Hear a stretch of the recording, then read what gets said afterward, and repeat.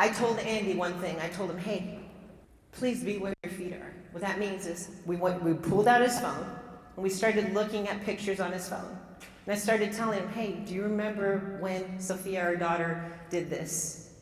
Do you remember when our son Ian, graduated from his little kindergarten class? Do you remember when we went to the park and we did this and it really made our day? Do you remember our child's first footsteps? Do you remember that? And he looked at me with this blank look in his face. He did not remember half of those pictures we talked about. Now, you might be chasing money, you might be doing all of this stuff, but you're living a separate life from your family. You need to be where your feet are. You need to understand you don't have to be one-dimensional. You need to bring your family along with you along the journey. They're going to be your biggest cheerleaders if you do that.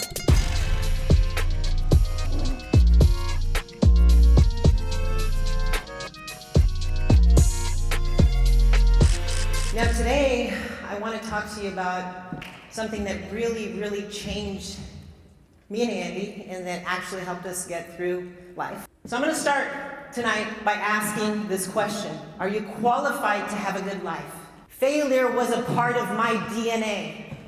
I learned to fail. I was cold because I didn't have the motherly figure. I turned into a kick-ass mom because of that, thank God.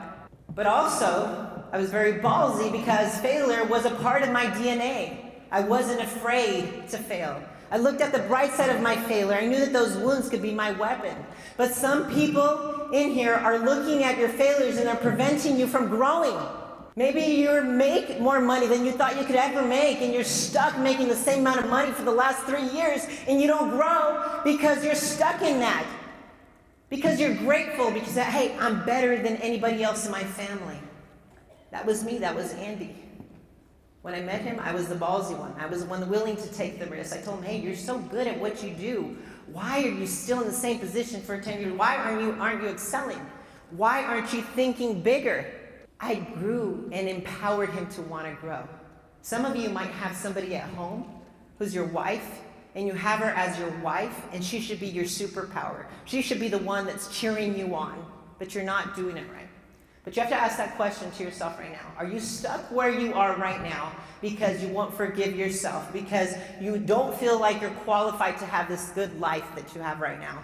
Are you one-dimensional? I'm here to tell you right now, you can go on and chase money. You can go make a whole bunch of it. If you're one-dimensional and you do not bring your family along with you and you're not where your feet are, then you're not going to make it. We made money and lost money along the way so many different times because we were just chasing money. I told Andy one thing. I told him, hey, please be where your feet are. What that means is we pulled out his phone and we started looking at pictures on his phone. And I started telling him, hey, do you remember when Sophia, our daughter, did this?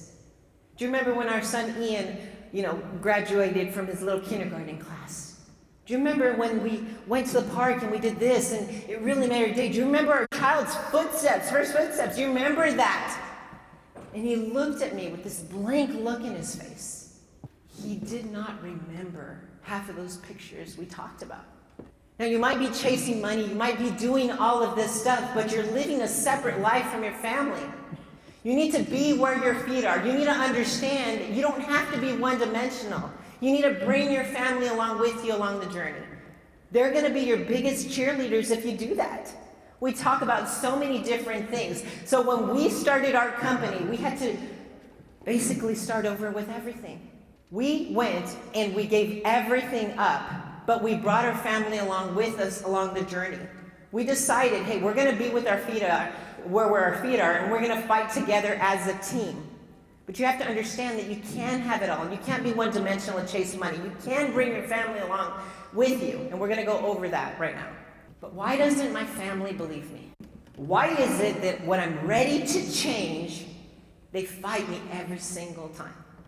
I'm going to tell you one thing. Like, I fight Andy sometimes when he has some ideas. Hey, I think we should go buy this drone and do all this cool stuff. And I'm like, no, I don't think so. I just test him all the time. Us women, we're great at testing our men. We're so good at it, right? But why do we do that? Because we really want to see if they really want to do something. Have you made promises to yourself? How many times has it been January 1 and you set a goal, or you said, I'm going to start going to the gym, and this is it, this is what's going to make the difference, and by January 10th, you give up? How many times have you set a revenue goal and you're like, oh wait, halfway through the month, and you're like, oh my gosh, there's no way I'm going to make it. You lower your standard. How many times have you said, hey, you know what, I'm going to go to my son's soccer game and I'm not going to be late, and you've missed it again? How many times have you let yourself down and made promises to yourself that you can't keep? Your family's going to question you because you keep breaking promises. So you're going to have to decide right now, I'm going to quit making promises. You can make promises to your family. You say, hey babe, you know what? I want you to trust me blindly. I'm going to go and I'm going to kick some ass, and I need you to give me 3 years. And Peter, our son, he's 3 years old, and by the time he's 6 years old, I'm going to change our life, but I need you to trust me. I need you to support me. And she has in the past. And 3 years later, Peter's 6 years old. There's no more money in the bank. You've invested everything. 3 years have gone by. You don't even remember any of that. Why? Why should she trust you again? What's different? You set your goals, you break them. Your family keeps relying on you, and you keep breaking those promises. Don't do that to yourself. Hold yourself accountable and include your family in that. So Andy and I believe in fighting. Who here doesn't fight with their spouse? Who here does fight with their spouse? We believe in fighting, okay? And a lot of people are like, why would you say that? Okay, so we know a lot of couples out there that never fight. I have aunts and uncles that have gone through their whole entire life, and they're like, oh my gosh, all of a sudden their kids are older, and then they get a divorce. And you're like, what? You were the perfect family. Why the heck are you getting a divorce? Why did this even happen? Like, I don't get it. You were my role model. So all of those times that they just held it all in and they try to avoid, that they didn't know, it's like death by 1,000 paper cuts, over and over and over. Unresolved issues that they never ever surfaced. And then they resent each other. They can't even look at each other because they never ever showed their true colors, or they never even got to know each other. So we believe in fighting.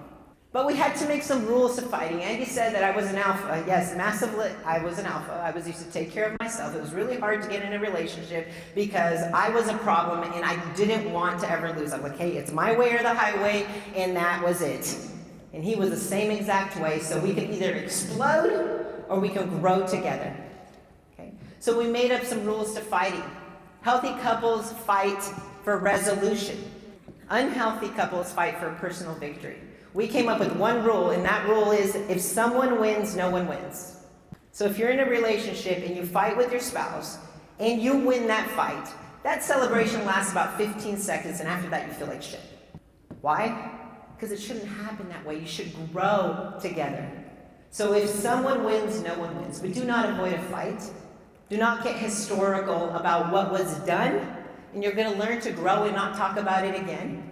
But you're going to let it all out. Do not walk on eggshells. Ever. That's one of the things that we did, and one of the things that we grew to do with everybody. We do it with our kids. We do it with our team. That's why we have such a strong team. And we do it with each other.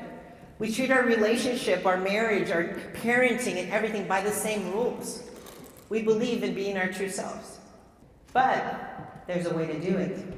See, the reason why I can push my husband, or the reason I can tell him where he's wrong, is because I do it in a certain way.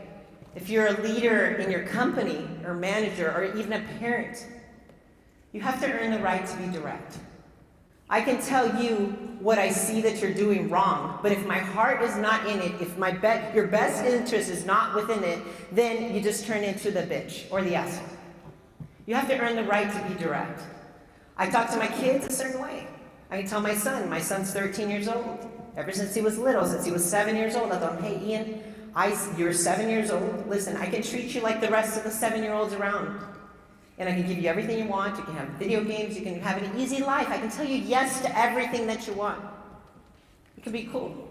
Or I can treat you like the badass that I foresee you, the leader, the one that will change people, the one that actually has his heart in here, the one that's going to make a difference in this world. That's what I foresee you. But guess what? To be this man that I foresee, sometimes you're going to hate me. Sometimes you're going to disagree with me. Sometimes you're going to want to give up. Sometimes you're going to say, why the hell is she so mean to me? But you're going to be great. You're going to be so good. And then sometimes he'll get weak. Sometimes he'll say, Mom, my friend did this and that. Oh, why? Do you want me to treat you like that? Do you want me to treat you like the 7-year-old, or do you want me to treat you like the badass that I foresee you? He's like, no, Mom, treat me like the bad ASS. And that's what we do. Same way for Andy. Certain things that I see that he could do better. We're very direct, but our heart is in it. I foresee him being a certain way. So before you go and you criticize your team, understand what really moves them and motivates them. And earn that right to be direct. Show your heart. Wear your heart on your sleeve, because it will work harder for you if they do that way. So the number one question that I get all the time is, hey, Jacqueline, how do I get my spouse to support me the way you support Andy? Now, just think about it. When you get home, what is it that you show your spouse when you get home? Do you bring home leftovers? Does she look up to you? Does she still see you with admiration? Are you giving your clients or your coworkers better treatment than you are the one at home? You can't do that. Talk about what you do. Talk about people's lives that you change. Talk about why you love the opportunity that you have where you work. You know, I talk to so many people, and they might meet Chad, or they might meet Valentino, and they're like, hey, hey, and then, oh, he made me stay late, and all this stuff. How are they greeting? Oh, this is asshole that kept you late, man. Okay, right, it's past my time. But how are you speaking about them? That's how they're going to support you. You did that to yourself. I had a rule in the very beginning when I met Andy and we got into a relationship. I told him, hey, you know what? I'm never going to speak badly about my husband or my boyfriend or anything to my family. There's so many people out there that are like, oh my gosh, I cannot believe that my parents don't accept my husband. Well, you did that to them. You said the time that he called you the name. You said what he did to you in the very beginning. Your family loves you. They will never forget. If my daughter comes up to me and said, hey, this guy called me a bad name, we're never going to forget that. He's always going to be the asshole that told your little girl something bad. And they're never going to forget it. You're talking about your problems too soon. Now, I know I skipped a slide there because there's 3 things that actually change our life. And one of the things that we had to do is we had to cut ties with so many different people that weren't like us in the very beginning. So many different people, and we had to go dark. And you hear a lot of people talking about going dark. Well, what the hell does going dark mean? What does it mean? I'm going to tell you what it meant to me and Andy. We made a lot of sacrifices to start a business. We had a very beautiful $1 million house in Oklahoma, which is a lot of money for Oklahoma, okay?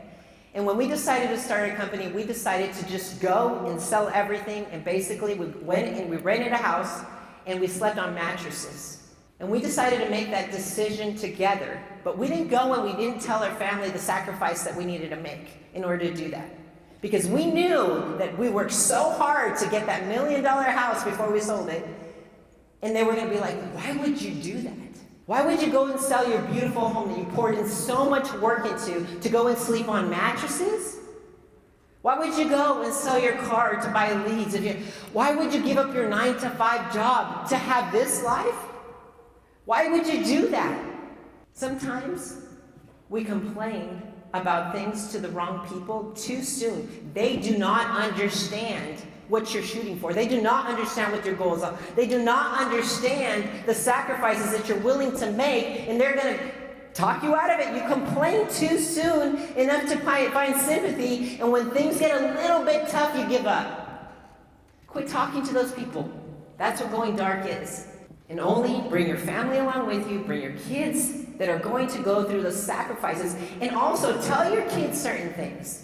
Don't isolate them. When we sold our house and we slept on mattresses, guess what we did? We told our kids, hey, you know what? We're going to go, we're going to sell our house, we're all going to live in one room, we're going to sleep on mattresses on the ground, and guess what? We're going to make forts all day long, and this is going to be so awesome. We're going to be able to jump on the beds and all this cool stuff that we've never been able to do, and you're going to love it. Mom, like camping? Heck yeah, I like camping. We're going to be camping every day. But they were in that journey with us. if they expected it, if they knew what the sacrifice was going to look like. When you're dreaming big, you're going to have to tell your kids, hey, you know what? We're going to go and we're going to build this and we're going to do something really cool. And guess what? Your dad and your mom are complete badasses and we're going to be your freaking heroes. We're going to make the sacrifice together. Sometimes we try to shelter our kids. How do you get your spouse to support you? Quit trying to freaking set her up as a queen of the castle and don't freaking include her in your success. Your wife does not want to be the queen of the castle. I didn't. I wanted to be that battle mate. I wanted to be the one that held them accountable. I wanted to be included in that success, in that win with them. Sometimes we're not including our spouses in that. And we're just bringing her home leftovers. Talk about why you love what you do. And she will want to be included in that. So your family will support you if you bring them along and they are included in that picture. So I told my husband one thing one time that was very painful. There was a time where I was working really hard, he was working really hard, we got together, we had kids, I told you about the different lives that I had as a woman, and then I decided to be a stay-at-home mom and take care of our kids, okay? Then I told him, hey Andy, we learned to live without you. You're not here present with us. You go and you do your work, and guess what? Hey, we go and we have the whole mom thing, and we go to the park, and you're not included in that picture. We're just on our own. We have our own separate life. How many people go and work so freaking hard at their job, and their family has a whole different life? That's what was happening to us. So when I told him, hey, we learned to live without you, he said, oh, screw this shit. And he kind of gave up kicking ass at work, and he started focusing on just us. He wanted to be the kick-ass dad and the kick-ass husband. But guess what? Remember, talk about being one-dimensional? We don't want that. Tell him, hey, you know what? Don't get confused. As a woman, I need a man that I can look up to. I want a man that's fulfilled. I want a man that goes and kicks ass at work, that comes home, that finds fulfillment in what he does, that I can look up to. I don't want a yes man. I want somebody that can be a badass at work, that can show us the example and provide for the family, but also can be present and be where his feet are. So when you're setting up your goals and you want to make money, a lot of times people are chasing money all the time, and they say, hey, I want to make this amount of money, but they're not really including their family in that picture. Hey, babe, what is it that we're going to do with that money? How are we planning? What is it that success looks like to both of you? Your family will support you if they have a clear vision of what success looks like to you, and they are included in that picture. Not the queen of the castle. Another big mistake that we made in the beginning. If you have kids, we made this big mistake. So Andy, our daughter, should go, stub her toe. Oh, let's go to Target and get you a toy for crying, right? We wanted to give our kids a life we didn't have. We went through a lot of heartache as kids, so we wanted to give our kids everything. Want to make life easy for them. Well, the reason why you're a badass, the reason why you're succeeding, the reason why you're doing something in your life is because you went through some type of pain in order to get where you are. So I told Andy, quit taking her to get a toy every time she gets hurt. Life is hard. Life is a bitch. What's going to happen when the first guy breaks up with her? Is she going to be strong enough to sustain, or is she going to be one of those girls that's like, oh my God, I don't have it. Then that's why you have people committing suicide and getting depressed and all this other stuff. You need kids that are strong. You need to have them know and appreciate life. Start sharing what your heartaches were with your children. They don't necessarily have to go through the same pain you did, but sometimes we try to give them everything. We don't include them in that pain that you went through or those sacrifices for them to even grow a backbone, and then they break at the first moment that they freaking stub their toe. But be that example to your children. I was walking around with the bun in my head all the time. I was being the slave for mom. I was making sure my kids have perfect clothes, that their clothes was nice and pressed, they matched perfectly, their hair was perfect, and I was walking around like I was going to the gym, and I wasn't going to the gym. I just had a bun in my hair, and I wasn't taking care of myself. I was eating cold food. I was eating leftovers. I was giving Andy and the kids everything I had as a woman. One day I said, you know what? I'm going to take a shower. I'm going to fix my hair. And I'm going to eat first. And I started valuing myself. Sometimes it's women, especially Latino women, this is what happens. We try to give everybody so much, and we try to keep up with other moms and try to give our kids, and we've put ourselves last. And what I realized is that my kids were looking up to other people on the internet, other people that they wanted to look like, other people that they wanted to admire, listening to other people's advice. They should be looking at me as their hero. So I needed to learn to love myself.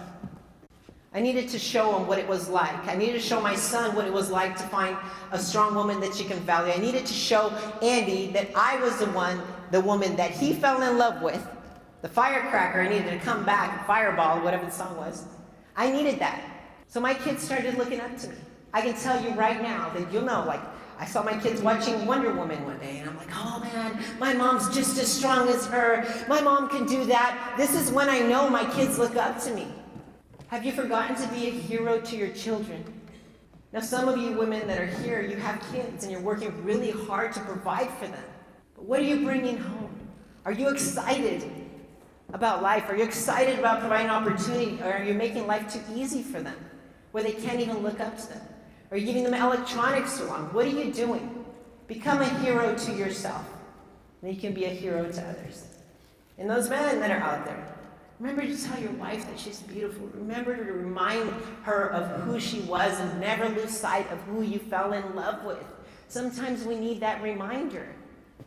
So Ian was talking about this, keeping it new. Okay, he made a very, very good point. Keeping it new. So when you first started working here at Vidanta, you felt like you were the luckiest little bitch alive. You're like, oh my gosh, I got the opportunity. I'm going to prove that my boss has made the right choice by bringing me on. I'm going to go outsell everybody. I'm going to go and self-develop. I'm just going to have the best attitude. I'm going to do everything right. I'm going to train every day. I'm going to be a badass. When you met the girl, there was that fire burning inside. I call it from idolizing to demonizing. Just think about when you met your wife. Hey, Dad, you have to meet Rita. She's so amazing. She's so beautiful. She has beautiful hair. She has beautiful eyes. But she's so driven, so motivated, so awesome. She pushes me to be better. She's just so awesome, man. I wish you could just meet her. She's so organized. Oh my gosh, she's just my other half. You would love her. And then you get the girl. What happens? Oh, Dad, you should see Rita, man. She's such a nag. Nothing I ever do is good enough for her. She just wants me to be perfect all the time, man. She's so annoying. I can't ever do anything right, man. Dude, like, I don't get it. What happened? Everything you loved about her just turned into something you demonize about her. The newness wore off. Everything you liked about her is suddenly gone. Your job. Ian was walking like, hey, you were so excited the first day, then all of a sudden you're like, oh my gosh, another day in paradise. Who do I need to talk to now? Oh shit. Like, that's what it is. You need to be in that proving stage every single day in everything you do, as a parent, as a wife or husband, or even in business, in what you do. Remember to keep it new. We talked about getting married every day. Yes, I told Andy, hey, I married you once. I didn't expect you to be married once and then lose every day. We get married every single day. We get better every single day. We're so competitive. We compete in everything, in keeping it new, in trying to impress each other. How many times do you go home when you first got with your wife? You were checking her out. Your eyes are meeting. Oh my gosh, she's bending over. Oh my, she's washing the dishes. Oh, this. How many times do you look at her in the eye now? How often do you do that? She's not new anymore. Whose fault is it? Yours. So with this, with your business, don't make the mistake of living separate lives. You want to kick butt? Who are you working for? What is your why? Why aren't you bringing your family along with you? Why aren't you including them in the journey? When we hire people, I'm just going to tell you, when we hire people for our company, we go say a guy wants to come work with us. Okay, great. Okay, we're going to interview you. Okay, are you married? Yes. Okay, let us talk to your wife. We want to interview both of us at the same time. Why? We're on the same page. We tell them, hey, okay, here, your husband's going to be here. What are you going to do? You agree that he's working for the best company in the world. What is it? What is the reason why you think he should work with us? She's going to tell you exactly. Well, I really like what you guys stand for. I really love your core values. I really like what you guys do. You guys sell dreams. You guys are doing all this cool stuff for people. Okay, great. So what happens when he doesn't reach his sales, or he doesn't make a sale for the day and he comes home negative? What are you going to tell him? She's like, oh, well, what happens when he doesn't meet his quota and he doesn't make the money that you're expecting? What are you going to do? You're going to have him quit? So we have that buy-in from both of them, but we also make it very important and be like, hey, you know what? We're hiring your husband. Guess what's going to happen? We're on the same page. We're hiring you too. If he ever speaks anything negative about you, you're fired. He's fired. If he ever goes and he cheats on you, he's fired. We're in this together. We're going to make sure that you guys are taken care of, and we're going to know everything about you, and you're going to tell us, you're going to hold everybody accountable, and we're going to make sure he doesn't bring you home leftovers. We're going to make sure he treats you with respect. We're going to make sure that we're all growing together and we have the same mission and goal. So don't make the mistake of living two separate lives. You can do that in what you're doing right now. Don't put your wife aside. If you think your wife is not interested in your business, I promise you, you're having a self-limited belief. I'm going to tell you one thing. If you're in management right now and say your wife has incredible instinct, and if you were to tell her, hey, honey, what do you think about this guy? I've been talking about this guy I want to bring onto the team. What do you think? She's going to tell you, oh, well, he seems like a nice guy. Or she's going to tell you, hey, I don't really think you should hire him. There's something about him I don't really like. And later on, you hire the guy, and all of a sudden she's like, I told you, I knew he was a bad guy. She has an incredible instinct. And you don't think she's interested in your business? I promise you, if you included her in that, she'll be like, hey, you talked to that Johnny guy. Is he working out? And you're like, oh, yeah, he's doing a great job. Yeah, he's a cool guy. And then she's going to keep asking, how was work, honey? And then all of a sudden, you start talking about work, and then she's interested because you're including her in that. It's your job. You're closers. That's what you do for a living. Include her in that, and she will support you. So the truth is, your spouse wants to see you fulfilled. Your spouse wants to see the man that she married. She wants a man that she can look up to. Hey, your husband wants to see a woman that's excited about life. She wants to see that firecracker he married. He wants to see that person that's confident, that remembers who she is, that carries herself a certain way. A lot of times, women and men, they compete with work. It's your decision whether you make it all be the same, and she's going to support you. Not just financially, but in everything. Because she will support you if you do it right. But most of the time, we do it wrong. We keep our family from everything. We don't bring home. We don't tell them what we're doing. We don't say, hey, you know what? I helped the nicest family in the world. You should have seen them. They came to the resort and they were thanking me. They were crying. They're like, man, you saved our marriage because we came and we did this. Babe, I love my job. I wish you could have seen how happy their little boy was running around in that slide. Man, he came up and gave me a big hug. Man, I love my job. But that's not what we do. We tell them the shit that we bring home every day. Don't let your home compete with your work. This is your decision. But you have the power to have it all. You can have your health. Everything you put your mind to that's important, you make time for. You might think, hey, I don't have time to go to the gym. If it's important to you, you'll make time. I don't have time to, have breakfast with my wife. Hey, if it's important to you, you will make the time. Anything that's important to you, but you can't have it all. You can have your faith, you can have your family, you can have your work, you can have it all. If you don't do it right, you will make money, you will lose it all, and you will start over again. You will lose your marriage, and you'll start again with another one. You'll have the same freaking problems.